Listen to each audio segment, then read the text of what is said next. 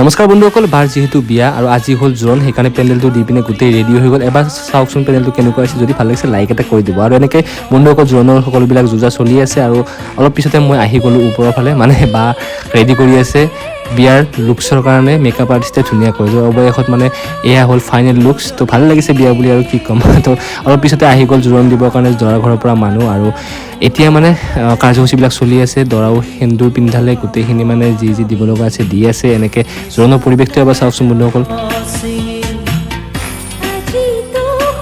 এনেকৈ চলি আছে আৰু জোৰোণৰ দিনটো। আৰু অলপ পিছতে কইনাৰ এইপিনে অলপমান ফটোশ্বুট আৰু এইপিনে আকৌ খোৱা লোৱাৰ ব্যৱস্থা চলি আছে। আৰু গধূলি হোৱাৰ লগে লগে বন্ধুসকল এতিয়া আমি যাম দৰা ঘৰত, কইনা ঘৰৰ পৰা দৰা বুৰিবৰ কাৰণে। তো আমি কেইজন মানে ধুনীয়াকৈ আহিলোঁ। ইয়াকে চাওক কিন্তু আমাক আদৰি আছে। আৰু এতিয়া দৰাক মানে যি দিব লগা আছে মই মানে দি পিনে ইয়াৰ পৰা ধুনীয়াকৈ মানে কাৰ্যসূচীটো খতম কৰি আকৌ ঘৰত যাম আৰু